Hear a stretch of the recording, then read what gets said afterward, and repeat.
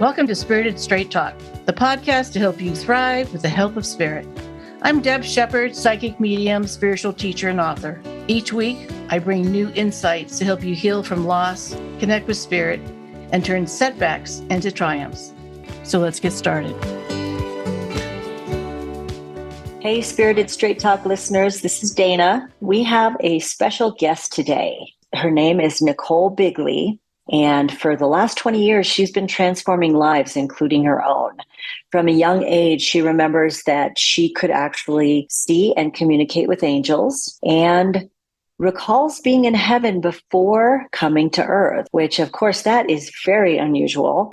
It wasn't until she thought she had everything she's always wanted and still felt unhappy that she received a message from her spirit team and was in a career in communications, but she decided to launch a podcast called A Psychic Story. And it has been growing leaps and bounds over the last several years and is one of the top 4 spiritual podcasts in the US with millions of downloads every year and has listeners all around the world in all 195 countries. So A Psychic Story is a wonderful podcast. You have to listen in.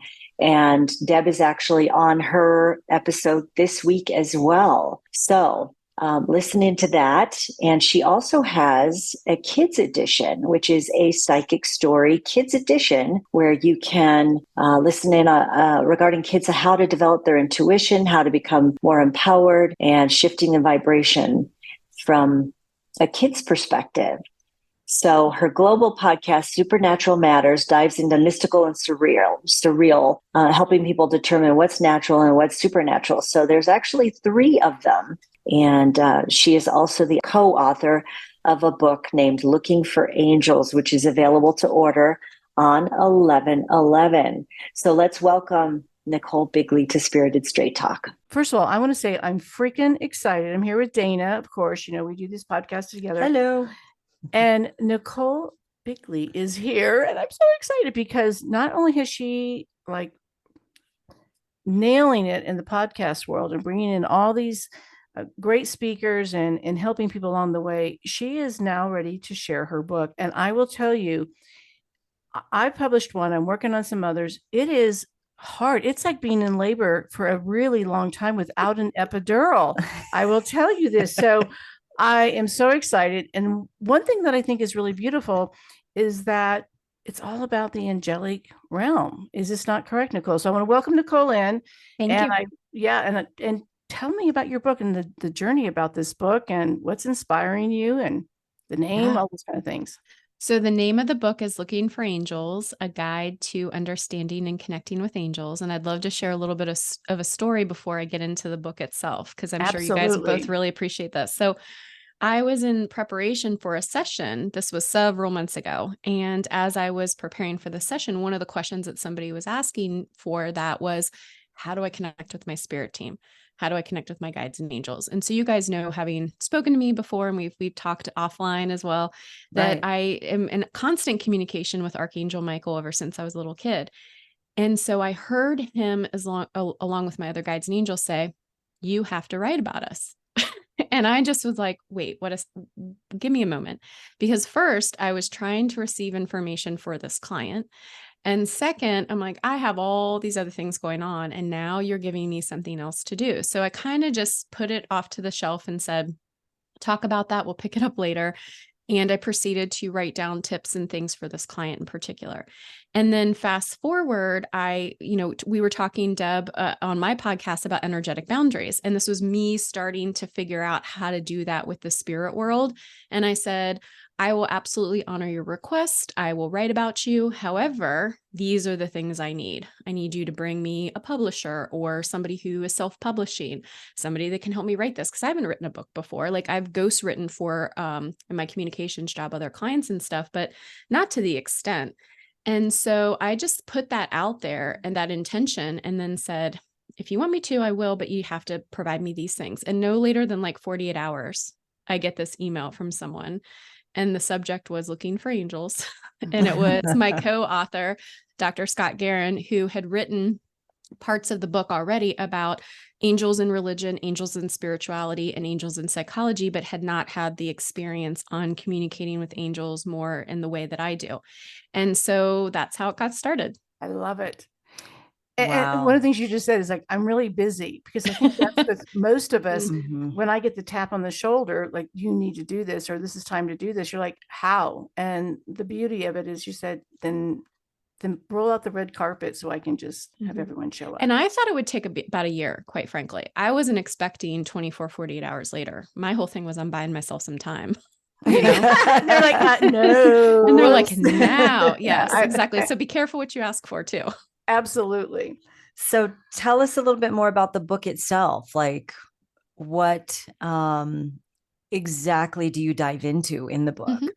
Yeah, I'd love to send you guys a copy too. So we'll do that for sure, so you guys can read it in more detail. But as I mentioned, so Scott had already written the parts about angels in religion, psychology, and also science. And so he was really looking for somebody that could help people tap into their spirit team and also help define what are modern day angels, because there are what I call these myths and misconceptions in some ways about how religion portrays them, how science will kind of debunk it, and all of that. And so it's written into certain parts, and my parts 3 and 4 are about really tapping into your intuitive abilities. What are they? How can you figure them out a little bit if you're not already familiar? Then what I love about this is I wanted almost kind of like a dictionary or an encyclopedia, where I was able to refer to archangels, ascended masters, and certain deities. It's not meant to be a comprehensive book about all of them, but just who are they? And then also, how do you call upon them? Because a big thing for me is you need that because we have free will and choice, we need to also give them that permission in order to, work with us as well. At least that's my opinion. And so there's how do you do that? And some meditation, some intentions, and some prayers as well. And I like the idea of understanding the religious aspect. And I know we have some questions regarding this, about how these all work, and, how do they work for each of us, I guess, would be part of it. Do you feel like this is something you've done your entire life, or is this more recently? Well, you look really young, so I'm going to assume that it's been going on for a while. Well, so when I was really little, I would say I always kind of struggle with the age, because I'm not exactly sure. I was like probably around 4 or 5. I remember that a lot of my friends had what they would call these imaginary friends, and I couldn't necessarily, in some cases, I could feel and sense what they were talking about. In other cases, I was also picking up that, pardon my language, BS, that these kids were just like, I have this imaginary friend. And so I started to think about it. And at the same time, I was picking up, I remember being in my room one day and just playing with my toys. And there was this moment where I was like, why don't I have this? Where is my, quote unquote, imaginary friend? And I felt this just overwhelming peace and love and protection. And it's like, this is interesting, but I couldn't see physically with my eyes and all of that. And so I just said, who are you? And I heard the word Michael, or the name Michael. And it wasn't until I got older and starting to understand a little bit more about angels and archangels that I, after a moment, realized, I think this is Archangel Michael. And I got a ding, ding, ding. And so that's not to make me special because Archangel Michael is with me. I feel like we all have the ability and that protection and insight and guidance from source. But that was kind of my first encounter. And through that, using my telepathy and my other psychic abilities over my lifetime, I was just able to kind of keep that line of communication open for the most part. And then during my teens and into college, I kind of ignored it a little bit because life got in the way. And then I picked it back up in my 20s. And through that, really when I got into more of my Reiki training is when I started to physically see them to some extent with my eyes. And then that kind of catapulted me, I don't want to say into a different level, but just into a different level of understanding, I guess, of what these beings are and how we can work with them. Go ahead. So I was just going to say, I saw something that you posted somewhere about the majority of people in the world believing in the existence of angels. And you mentioned in another conversation that people may not believe in God, but believe in angels. Is that what you said? Or that there's... Yeah. So there's a study, and I can send it to you guys later. And if your listeners are interested in reading it, but there's a recent Gallup poll. So they do this every year, where they study the benchmark of people in religion and spirituality. And over the last few years, not surprisingly, there are more people that are believing less in Christianity and increasingly believing more in spirituality. And on top of that, not as many people believe in the God definition as much as they believe in angels. And primarily, from what I can tell, it is probably because most people have had angel encounters or experiences with their spirit team or loved ones. And so that's validating to them versus like the religious sense of God. But Scott and I took it, so my co-author, another step further, and this is not in the book, but we are going to share these results. We did our own study of people and angels in religion, and it was a worldwide study. And of those people, 76% of people believe in angels. And of that, 36% have had angel encounters. And when we then dug into the angel encounters, the top portion of that were through dreams, that people primarily had those angel experiences. And then followed by more of a clairaudient experience where people may hear their name, or they may have some sort of other voice essentially from that. So I wonder if the voices I heard yesterday were angels. It was interesting yesterday.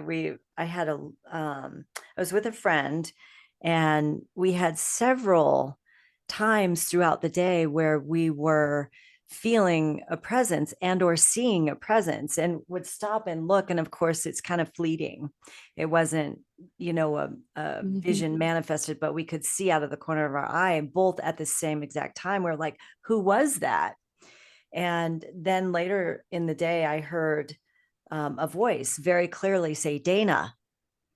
And I look at her, and she looks at me. I'm like, did you hear that? And she's like, yes, I heard it. And then I'm like, well, I wonder if it was Deb. So I go and I find Deb. I'm like, did you just call me? I'm not around this entire time. I'm like, did you just call me? She's like, no. And so I had to check with my friend again. I'm like, did you hear did you hear my name? She's like, yes, I heard your name. I'm like, wow, trippy. So I didn't really go in. We were really busy. So I didn't go into, who was that? But it's just always fun to get that validation and hear that. But I have an angel story. Deb, do you have any stories where you've seen or felt angels specifically? I think mine's the devil. Just kidding.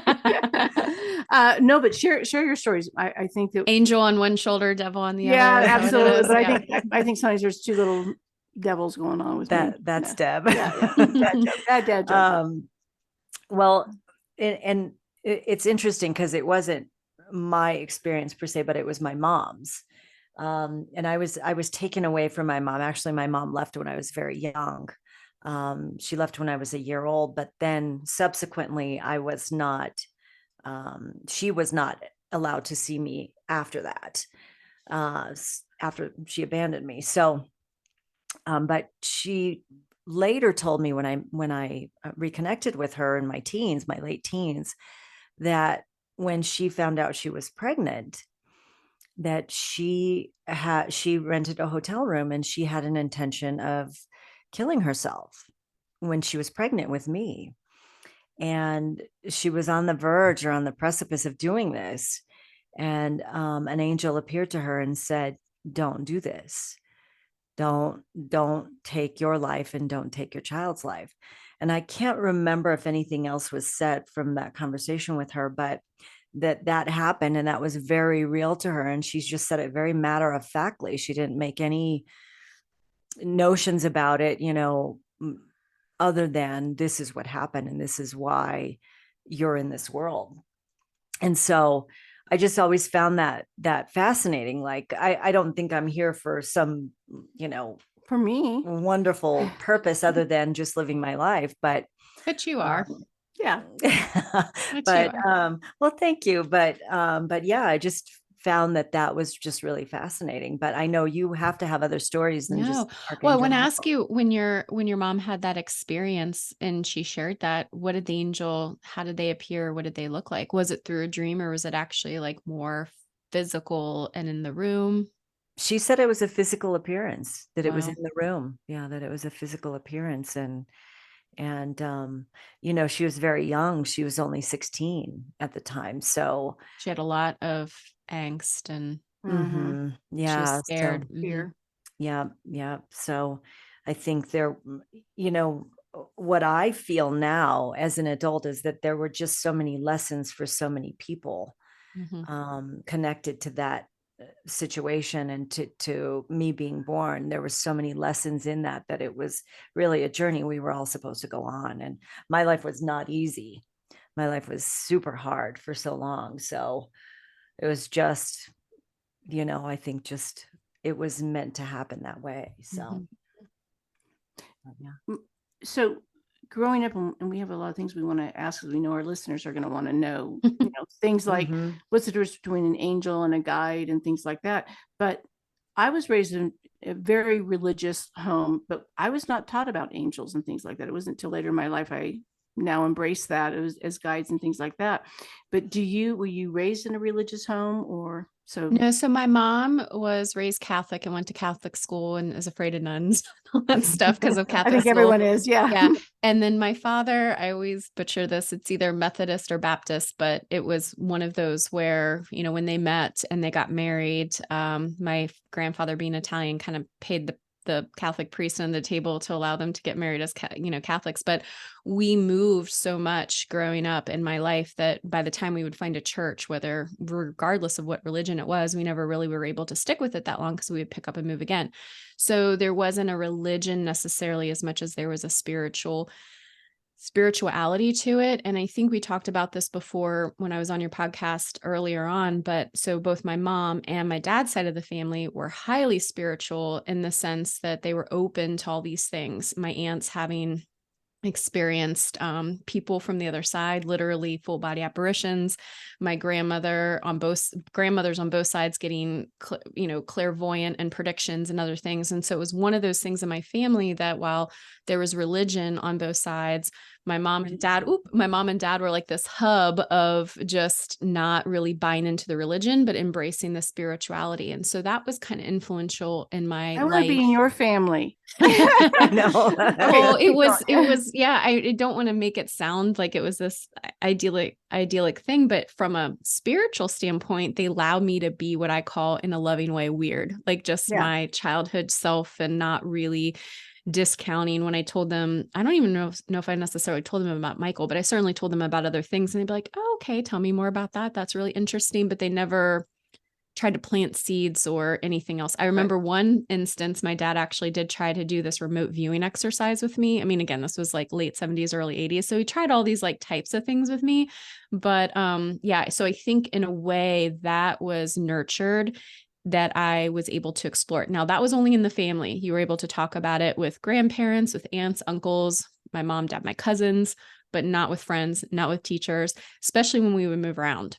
Because they were, and you would find out real quick behind closed doors. Okay. Which is why what I laugh about my psychic closet aspect is that was such a weird part of me embracing that in my personal life, but then in every other aspect of when I say personal, with my family, but when it came to boyfriends I would date or other friendships and relationships, not talking about that. And then just where's the boundary?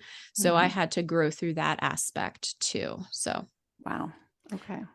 So have you seen an angel? Not the way your mom has, in the sense of that kind of full body apparition. But when I received my Reiki master certification and I got my final attunement, I remember I was sitting in my apartment at the time, and, apartments are like that beige, white walls, whatever, nothing super spectacular about them. And I would see these like Christmas lights starting to blink off in a distance. Yeah. Kind of in the corner of my eye. And then when I would go to look, they would dissipate and they would disappear.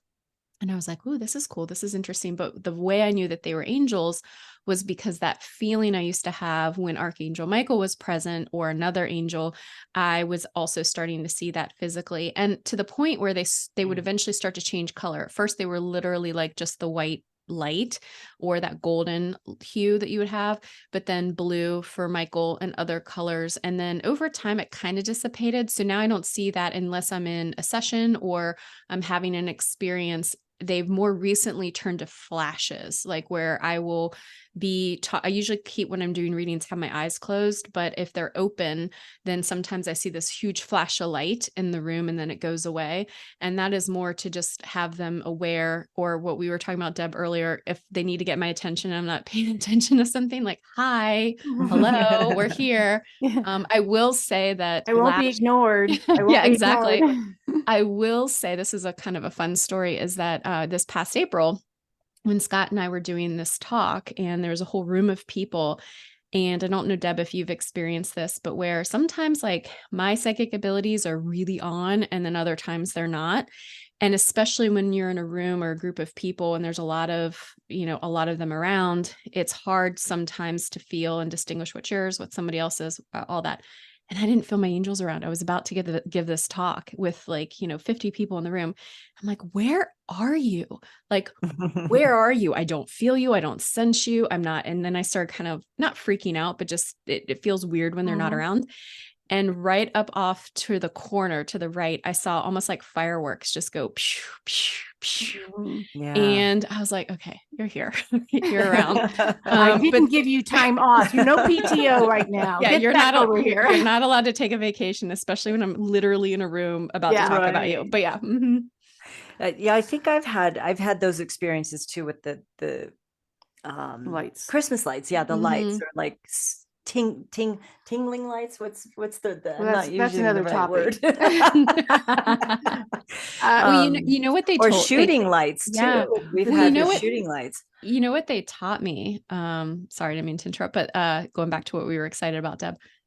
Do you guys remember stereograms when you were growing up?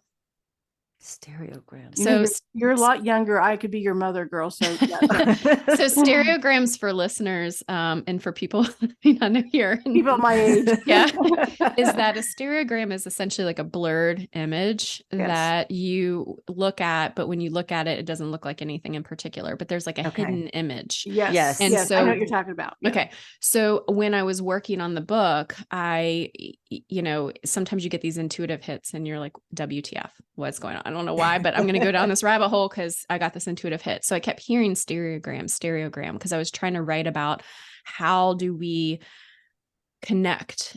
What does this mean? Especially when you physically want to see them. And what you're getting back at, Dana, is like, what are these encounters look like? And so they said it's like a stereogram. So when you see those lights, for example, and then our eyes try to focus, because they're not on the physical plane the way we are, the reason it dissipates is because we're trying to focus with our physical eyes. But if you actually think about it as a stereogram, the way you see that image is you don't focus on the image itself, but you kind of let your eyes relax and try and see through it.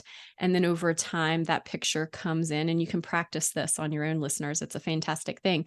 That's how we start to see filters and see things through our physical eyes that we don't necessarily think of on a day-to-day basis. But they use the word stereogram when they're like, when we're present, if you want us to stay and focus more, don't try and focus on us. Try to look through. She has smarter guides than mine, but it's working that muscle. So to work on that third eye, sometimes same type of thing, that those photos or pictures, as well as a candle looking at the flame. So there's different ways of gazing into that to work that muscle. And you are correct. If people go to look at it, I said, when you go to look at it, is it gone? They go, yeah. So when I know when they're showing up, I can feel them. And I'm like, yeah, I'm not going to look at you because I can feel you. I just want those little sparkles to happen. Yeah. So it's kind of enjoyable. But I think because you have your students do the, I wasn't recalling the word for the actual, that type of picture, but you have your students get those books, The Magic Eye, we call them, and look through those, study those books, and also do the candle, the candle gaze. That's awesome. I didn't know that. Yeah. So when you said that, I was like, oh yeah. So there are tools. There is a percentage of people that cannot see that image. Yes. And so it must be the way, so they have to probably use their other senses, but very cool that you're, I want to, can I can I work with your guides? Because I know. Sure. Oh, I'll only, I'll borrow. I will, you are allowed to rent them from Rent me them on a out. monthly basis for a fee of, for the low fee of, but Yeah. no, you're absolutely correct. And I do want to just, and then I'll kind of turn it back over to you. But Yeah. one of the things that they were saying is when I was writing the book, and they said, not everyone can see visually through their mind's eye and creatively, and not everyone can think the thoughts that we think. So when we say, what is our intuition and how do people use it? And I forget what those terms are, but for example, if I say picture a balloon and you can picture it in your mind's eye and your what I call creative imagination, then that means that you can see visually and probably are clairvoyant. But just like some of us have an inner dialogue, not everyone communicates with themselves and has that inner dialogue. And to me, that's fascinating. That so when you were saying some percentage can't see those images, it's okay if you can't. It just is also telling that you shouldn't probably focus on that aspect of things and frustrate yourself more. Right. That's interesting because you just assume that everybody can have that inner dialogue or picture something, and some people have the inner dialogue and some people have the visual and some people have both and some people have neither. Right. And that is pretty cool. So we're all wired a little bit, uniquely, thank goodness, because we're not all the same. Yeah. What is your definition? Because I know what I've shared with clients over the years and students between, the angel, ascended master, a guide, things like that. What is your kind of definition? So our listeners that are probably pretty new at this, that could be new. How do you share it? Well, my guides and angels were like, it doesn't matter. Stop trying to put us in a box and define us. And I said, but as human beings, we need it. So what is it? And so what they explained to me is that, so archangels are one of the closest, what I will call God, universe source, to that universal energy that has never incarnated, with the exception of two archangels, which I won't get into, that have not had human experiences, but because of that and that connection to God's source, they are that bridge to heaven. They're that bridge that allows us to share and receive information and also help us not feel alone. So those are archangels, and I tend to call them like our heavy hitters. So when they tend to be present on someone's, what I call, spirit team, that means that either that person is going through something in their life where they need them at that time, or maybe they have, I don't want to say a bigger purpose because we all have purposes here, but there's something bigger that needs to have that level of support. And then our angels, or what angels can be many, many things, but the way guardian angels work I remember this before I came here to earth, is that it's like we contract with them. So if Deb, you're an angel on the other side, and I'm like, I've worked with Deb in all of these alternate lifetimes and we made a really good team together. So I want to tap you, and are we good? Can you help guide me? I've already given you that permission to help me, which is why I think you hear those stories of angel interventions and things, because they don't necessarily need our permission because we've already given it to them. And then there's ascended masters, which are, Jesus, Mother Teresa, Gandhi, Buddha. that they've have had like that they've had these lifetimes, whether that's this planet or others or whatever, but they've ascended, i.e. to a certain level.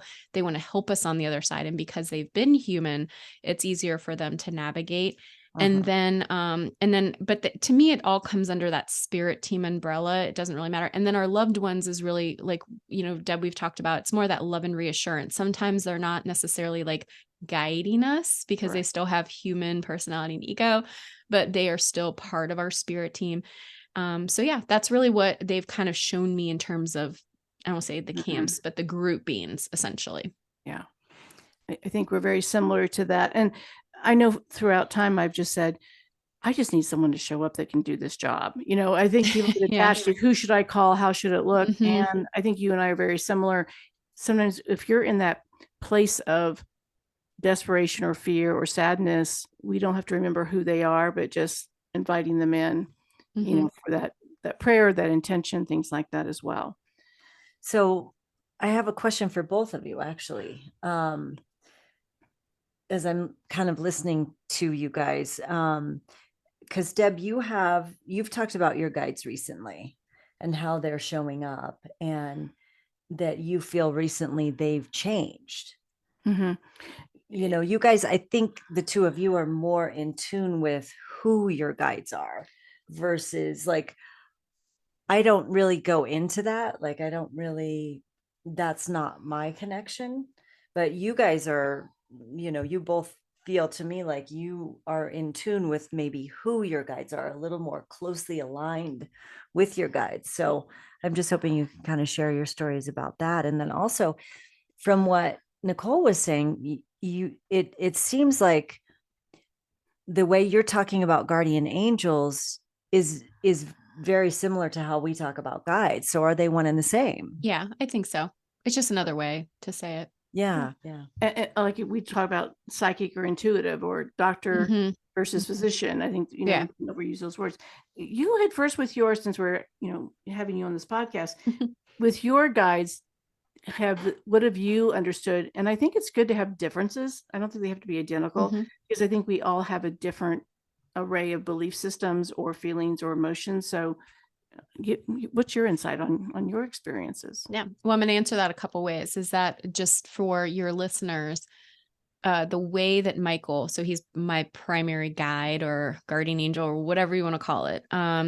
I also thought I was going to marry him when I was a kid. So anyway. Well, he is handsome. Yeah, I thought he was going to be my husband, but anyway, until I understood how, humans and angels worked, that was not the case. But anyway, so we have anywhere between 20 up to 200 on our spirit team, or at least they've shown me. And what happens is when we're going through again, something in our lives, there are certain ones that step forward based on their area of quote unquote expertise or specialty.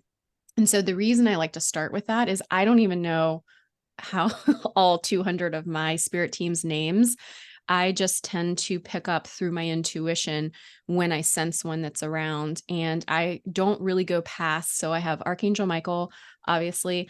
I have Archangel Raphael through healing and being a Reiki master, but also just through healing for myself and others. I also tend to love working with Ganesh, which is a very similar energy to Archangel Michael, but that fun, loving kind of deity that moves obstacles out of your way, but is just in a different type of way. And this is more controversial. And I say controversial because I think people going back to religion, Deb, tend to think about this, but Jesus Christ, I honestly, for a long time as a child, I knew Jesus Christ existed and was a human being here, but I didn't necessarily take him into the Son of God or God energy. And so through an experience, which I won't take up time now unless you want to talk about it later, but had this experience with him, and I was like, okay, I see. This is really who you are as an ascended master. So he only tends to show up if it's for me, but really for other people when they need more of these miracles or kind of spiritual healing. And so I say that because those tend to be, and then I love St. Francis just because I love animals and all things. And he's not necessarily, I don't think he's shaking his head like this, like he's not always on my spirit team as much, but he's around all the animals that are around me. And so I would say that's kind of my core, but the reason why I like to explain the archangels and ascended masters and guardian angels is because most people think of a guardian angel as I have one and their name, I don't know what their name is. And then now what do I do with it? And there's just this massive universe of spiritual beings out there at our disposal that we don't necessarily know how to tap. Yeah, I think mine just laugh at me all the time. I'm like, Billy, we gave you advice and you're not listening. Oh my goodness. For me, I brought in the ascended masters and things like that for certain situations. For me, I felt my guides were more on a human level, but I think part of it is what we need to see where we are. I think they visit us and show up that makes us feel comfortable. And I remember when I really first connected with my guide, it was sort of like, I think, a Native American, and so attached to this whole idea of who she was and her energy. But at one time I started feeling her leave, and I didn't feel her energy anymore. And I went through my own grief, like, did she abandon me? And the hit I got was, you're going to have different people come in at different times, just like we do in our life. So I think that's what you're talking about as well.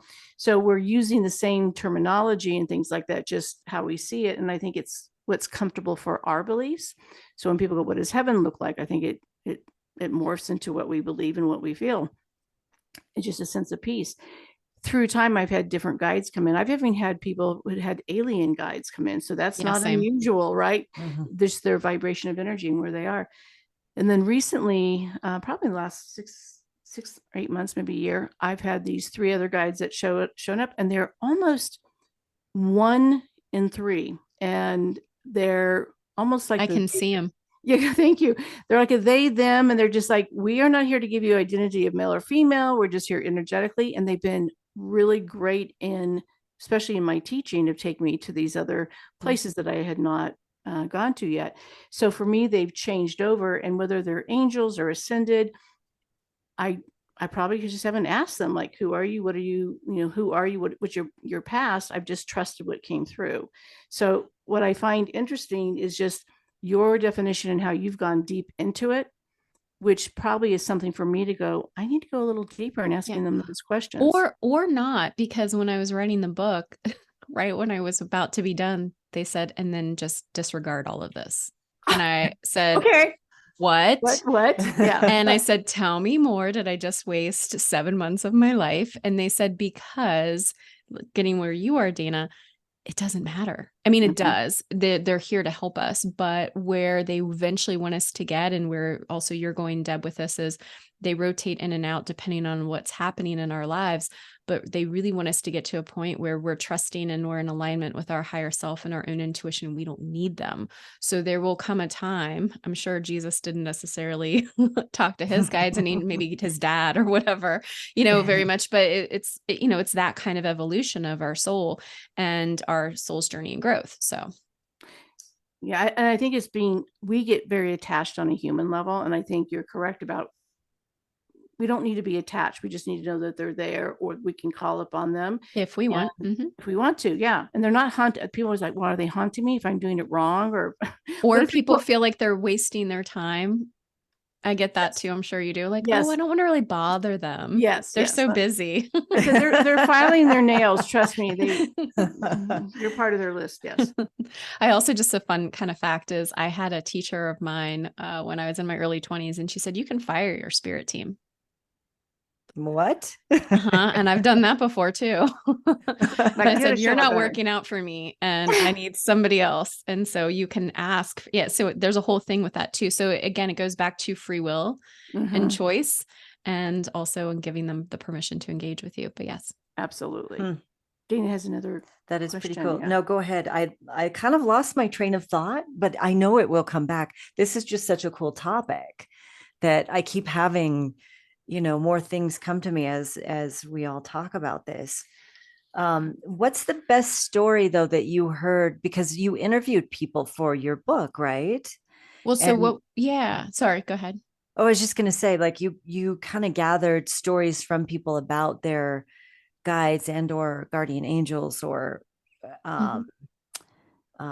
angels that have appeared, ascended masters, what have you. So did you get one story that really stands out to you? Yeah, we had a bunch of amazing submissions, and part of how that happened was, again, going back to synchronicities. It was so cool because I had been feeling on the podcast that I wanted to give a platform and a forum to people to share their stories, whether it was through spiritual experiences, their intuition, questions, that sort of thing. Because it is very much more interview style on a psychic story. But, also, I don't call them average, but average everyday people that have these amazing experiences and or don't know what to do with them. So that was always in the back of my mind. And then when Scott approached me about the book, I said, and then there's this research we wanted to do. I said, what better way to actually ask people for those stories and those experiences? And so through the podcast, we were starting to kind of filter through, and there was this amazing, there's so many, and we broke them down into the types of encounters. Again, like, do you physically see them? What are they? But there's one, what I would kind of deem in the category as an earth angel. So there was this woman who went on vacation with her family, and she got into this argument with her mother and her sister, and it had just been building up over the years. They weren't very kind to her over her life, and she had just had enough. And for a trigger warning for anyone, this does involve like potential suicide, but she was thinking about suicide, and they went back to the hotel, and she didn't go to the room that she was sharing, and she was so upset. She went to the hotel lobby bathroom, And this woman appeared, and the woman, the person who was having this experience, her name was Jenny, and the woman's name tag said Jenny, but she was wearing this muumuu, and she said she had this really long hair. She didn't look like hotel staff, but she somewhat was giving the presence that she was hotel staff. And essentially she said, they were very cruel to you. They weren't very kind. And she said, I want to help you. And she went and got her room and gave her all of this stuff so that she had this safe space. And the next morning when she went down to thank her and to thank the hotel staff, they said, describe her. And she went days trying to find her, and she could never find her. Wow. And she Love even, those when stories. she went Yeah. home, tried to find her as well. And it was just one of those, whether you wanted to say it was an earth angel, whether it was, meaning someone who was acting on behalf of spirit, there was an actual physical angel that came down or provided that, or it was her own higher self and a mirror to herself. To me, it doesn't matter. It's just that universe was working to, like with your mother, Dana, to intervene and to make sure you're safe, you're loved, and we're going to help you in whatever way we can, whether that's through a hotel room or whatever you need. Yeah. And like you, Nichole, I mean, I've done this for a long time, and people will have these stories, and that goes, it true. And I think the thing about sharing this, and I want to say this because you brought this up, that the person was suicidal, or considering suicide, is people will say, well, why didn't someone come and protect me or protect my child or protect my loved one from suicide or from this car accident? And I think there's so many different layers to that answer. It's really been hard for me to say, why was your friend Jenny, why did this earth angel come and why didn't someone come for somebody else? How do you share that with your audience or the people that ask those questions? I believe that this can get a little complicated, but Yes. that there was a world that she probably did and didn't survive and moved over to the other side. And then I believe there was the world that in the timeline we're in right now, where she did have an intervention and she did survive and she's living this now. So I try not to get hung up on the which one, other than the reality in the present that we're in. And that also it's the person's choice. There was something about when I was tapping into the energy of her story, and with your story too, Dana, that there is a need from that person's higher self, you in particular, Dana, and then also with Jenny, where it's like, yes, I was feeling this, but I don't want to actually pass. I want to live, and I have this purpose and this drive. Whereas others may be like, this is my time. Yeah. And that's okay too. And as difficult and as hard as it is, it's okay if that is not if that person no longer wants to move forward. Earth is not an easy place to be. 100%. And I do agree with you in the sense of sometimes there are interventions, but people still don't take them. Yes. That's a really great point. And we don't always know when someone says, well, why did they not get saved? Or why wasn't there an intervention? Perhaps there was, and they still made a different choice. So I think there's a piece of where, I have gotten that little nudge of, hey, you need to do this. And I ignore it. I mean, there's so many times that we have ignored our intuition. We've ignored the signs. We've ignored the phone calls or messages. So just because that topic came up, I know people have asked that to me. So. Well, I have to clarify. So what your thought is on somebody appearing to you, in my example, to my mom, and in your story about Jenny, you said, right? You're saying your interpretation is that it is your higher self connecting and having that will from the spirit realm. Yes. Versus an angel appearing to you. It's kind of your higher self. I think it's your higher self's choice. Okay.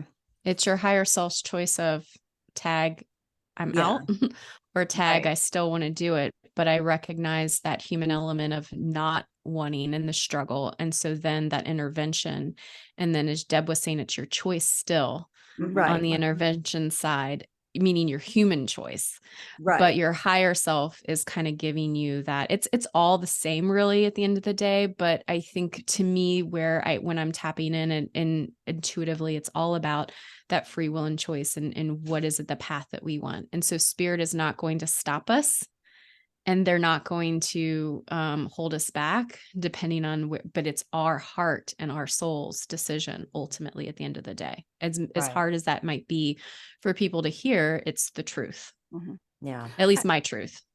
Well, I'm stubborn.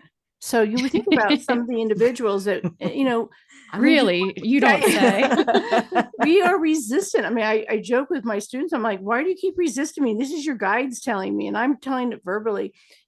We are, as humans, we do have that ego. We have our brain. We have a certain way of thinking and how we want to control an outcome, and we don't want to be in pain. So, you can have these mass energies of the other side trying to help us out, but we still, bottom line, we've got to decide how that's going to look and if we want their help or not. Mm-hmm. Correct. Yes. So we have to ask you, what do you feel heaven or the other side is like? That's a great question. I don't fully, so I do remember, and anyone who's interested can listen to my story on a psychic story, but I remember this is how I think heaven is. I think we're all connected and we're part of this connective tissue, but it's not individual. So there's not really a personality to it. It's kind of this part of our consciousness that's existing. We know a lot. We're connected to each other. We feel emotional in the sense of love and peace and joy and bliss, all of that, but not necessarily all the others. And I don't necessarily believe, although I would love it to be the case, that it's like, rainbows and sunshine and like a field. And then we have all those things. I don't prescribe to that because that's essentially what we're trying to make Earth to be. Right. We come here to experience the physical, to love in a different way, physically, emotionally, that we can on the other side. And so that's what I think heaven is. And I only say that because I have these very small fleeting memories of when I was looking down. I call it space, even though it wasn't space, onto like Earth and all these other things. And it was like in an instant, you could be somewhere and you knew something. And then in an instant you were back. It's like time didn't exist. And so I think it's kind of the all, if you think about it. That's really what it is. And we're a part of it.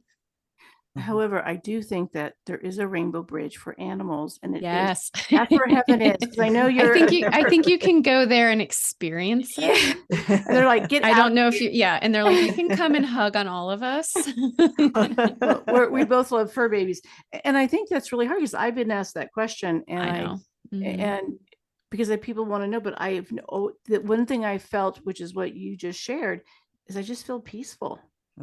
That's it. I just feel like this sense of. It's peaceful. Our egos are removed. And that's, I think, a kind of a hard thing too, because when some mediums or some other people will say, well, when they're connecting with a loved one's soul, they can feel the personality. We still have personalities in our soul. There's still an individual piece, but our ego's not so strong when we're on the other side, because certain things that matter to us here do not matter to us, matter on the other side, which is why I think it's hard for us to describe heaven, because what I would envision and love for it to be as a human probably doesn't matter when I'm on the other side. Right.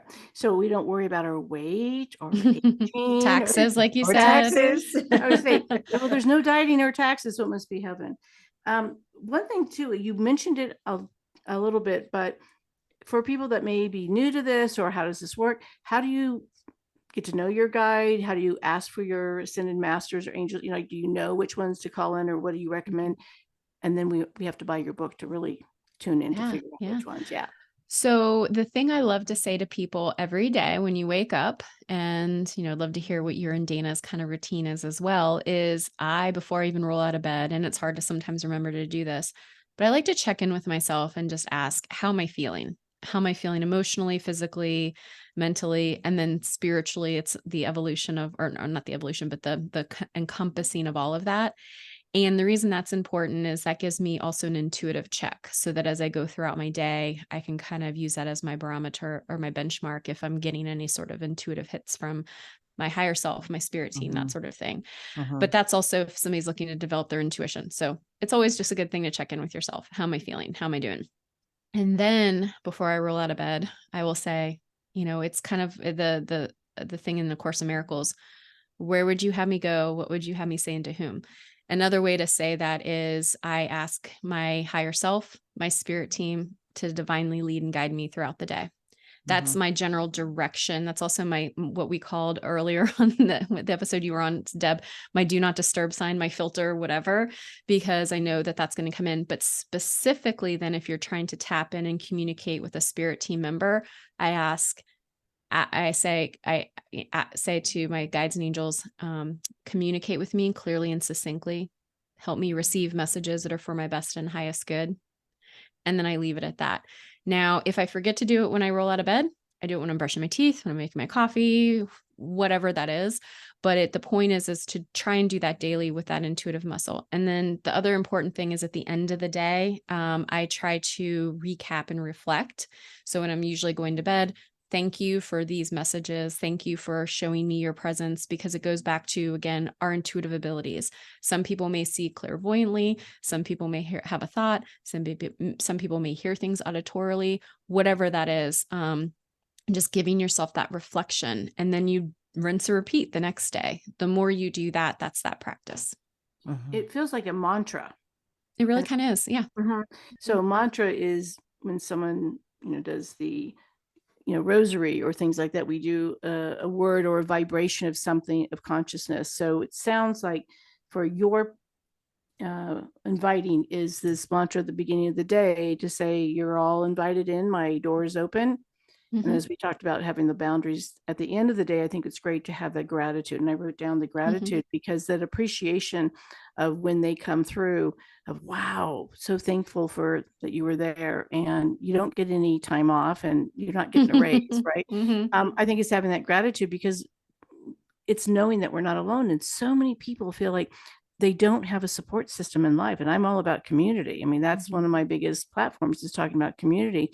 When we're able to tap into those higher beings or higher self, whatever you want to call it, all of a sudden, I think people that are alone are feeling like, I am not alone. Maybe there's a community for me to vibrate with. Yeah. And absolutely. And when you said, our loved ones need to kind of lower their vibration, we need to raise our vibration, I look at it as a shift in our vibration. So or what I call a state of oneness. So however you get to that oneness, because that's a whole nother step, but and for me, it's through the mantra, it's through the prayer but also to give the permission to open the door. But the more we're on that channel or that vibration and frequency, then they're able to connect and we're able to receive, and vice versa. And that gratitude is that getting us to that vibration, one of many ways, but is an easy way to get us to that vibration and frequency of that channel, so to speak.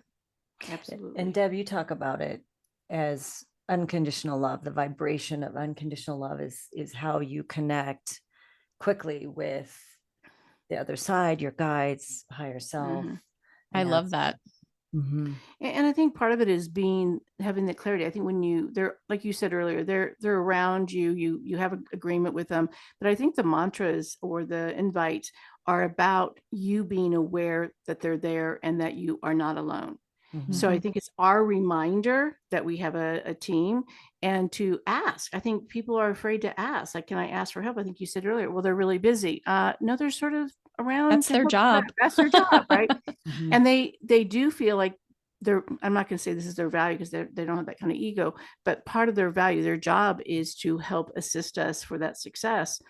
And we have to realize that if we're not used to receiving or asking for help, it's a great avenue to, I see people, when life is really hard, they start praying and asking. I'm like, they've been there the whole time.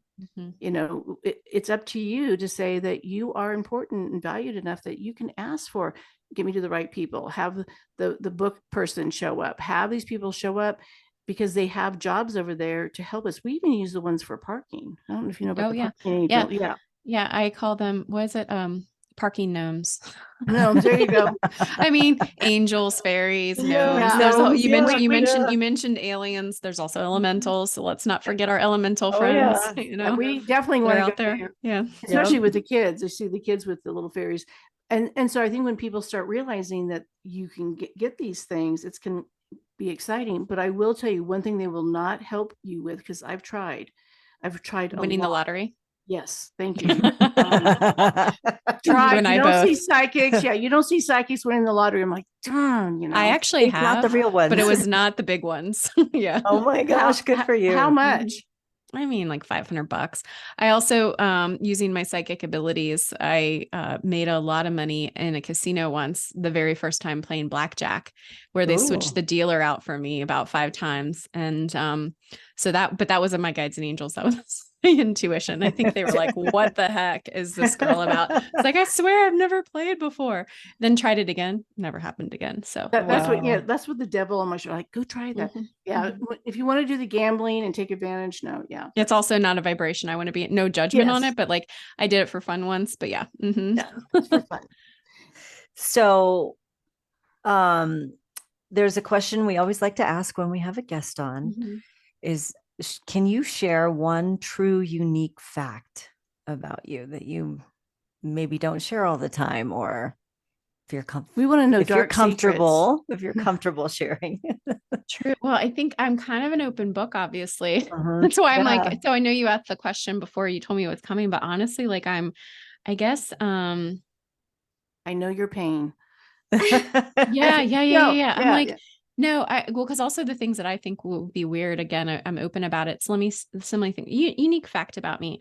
I would say, I mean, maybe this is not quite so unique, but that there's just a level of sensitivity to me where I have tried my whole life to kind of filter that out. It got to be really hard as a child up until my adult years of filtering out that empathy. And I went through a lot of different ways in order to do that. And that I feel like is part of my purpose to help others with that.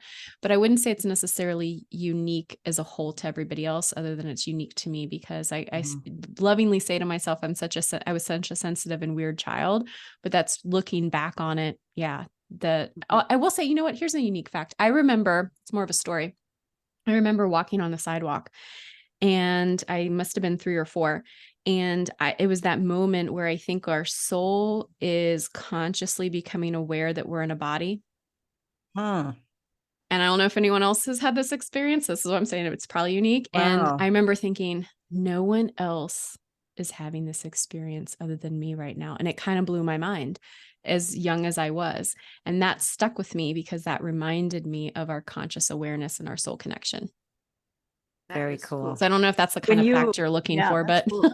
Yeah, no, that's really cool. When you talk about that, it reminds me of the Pixar movie Soul. Have you seen that? No, I need to see it. Oh my gosh. It's kind of like, so there's a character in it, and their name is 22. Okay. I'm definitely going to watch this. Yeah. They don't want to be incarnated. They don't want to come down to earth. I think you guys told me about this a while back. I think you told me about this a while back, and I was like, I need to watch it. And I never did. So I definitely need to watch it. I had clients or students that said, did someone follow you around and kind of write this stuff? And I'm like, well, that's kind of how I see the other side. Yeah. Yeah. Okay, I'm definitely going to watch it tonight. They definitely tapped probably several true mediums on the shoulders to get how to write this movie, but it is really good, actually. I do have one more question for her. Yeah. You're single, correct? Yes. So because you're very intuitive, very psychic, and you have all these guides and you have your big team, is it hard to date? Do you not date? Is it an interest in dating? Because that's a big thing that people have a lot of single clients that really struggle because they're so intuitive. They can't find somebody who is aligned. This is going to sound awful, but when I was little, I said to my parents and to my grandparents and my aunts and uncles, I'm never getting married and I'm never having kids. And they would always say to me, no, you are. And I said, no, I have bigger things to do. I have bigger fish to fry. And I don't mean that in a judgment for anyone that is, but somehow on a soul level, I knew, to your question, that was going to be hard. And absolutely, I think going back to timelines, every relationship I've been in where there was a course for marriage, it just veered. I could see myself.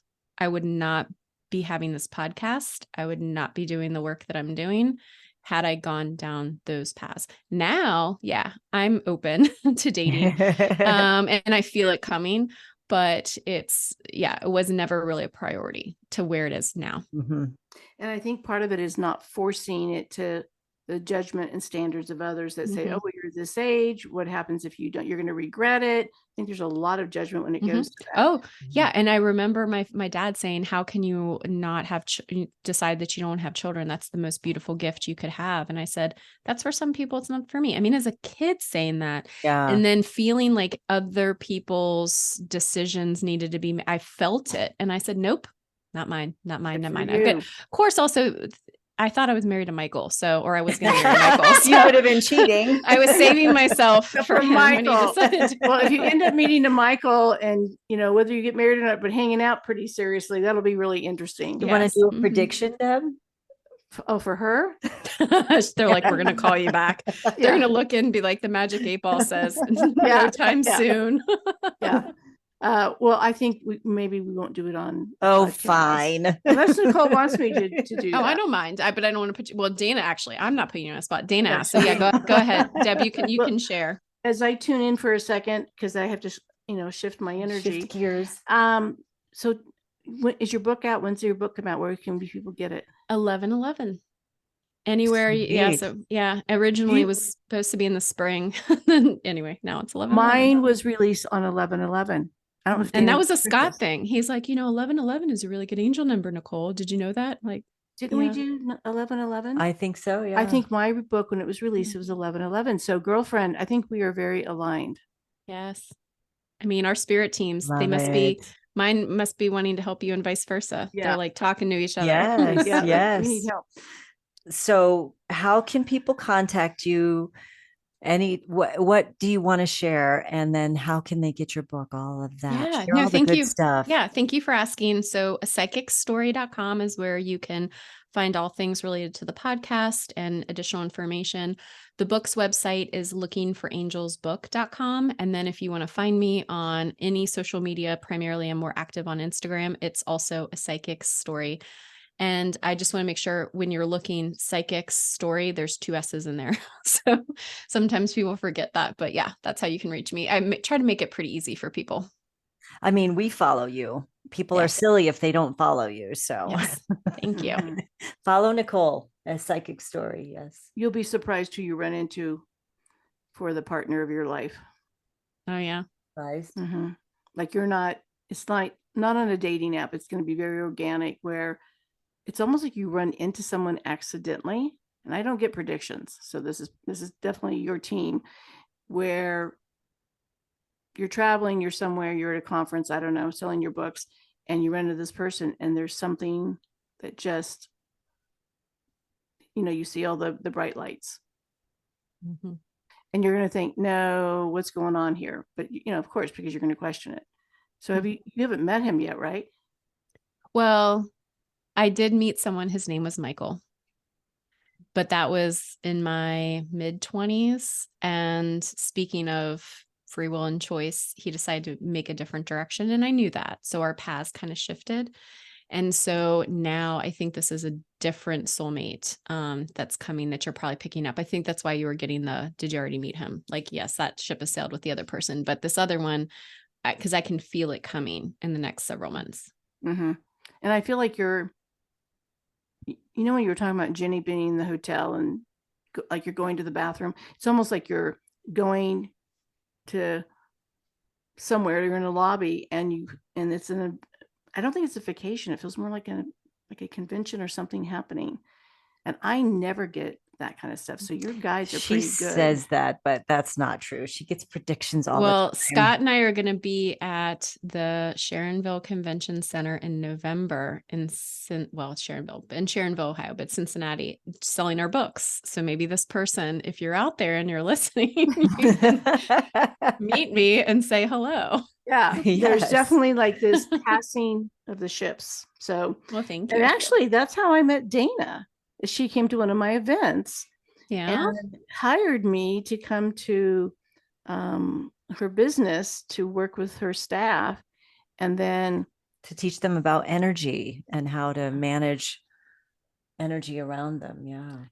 Interesting, since there's a lot of parallels here. Yeah. Now, did you guys know right away, or did it take a while? Now I'm becoming the interviewer. That's I'm okay. I'm just nosy. I just want to know. know. That's like me too. Well, I had written a letter to the universe of what I was looking for. And after I met Dana, I never put a man or a woman, and I had only been married to men. So she wasn't on my radar, but she was a soul connection. Guess I fit the bill. Yeah. So I was ordered. She wrote an order and I matched it. She was ending a relationship. It's not what we were going to go on this podcast, but she was ending a relationship, and other people were asking her out. And I told her that she needed time to heal because I didn't want her to go out with these other people. Oh my God. That's so funny. So I'm probably giving you this information and our listeners, but maybe for you. Yes. Well, I will keep you guys posted. So when your prediction comes true, I will let you know. And we will put a pre-order in for your book. We're so excited, and we're so excited for your success. Just continue that, okay? Thank you so much. I appreciate you both. Thank you, Nichole. Thank you for coming on Spirited Straight Talk. Thank you for listening to today's episode. I hope it inspired you. If you enjoyed our conversation, make sure you subscribe so that you get notified of new episodes. And let's get connected. Visit debsshepard.com for more insights, support, workshops, and a book a session with me. And finally, always remember, your loved ones in spirit are just a thought away. Even though they're on the other side, they're always by your side.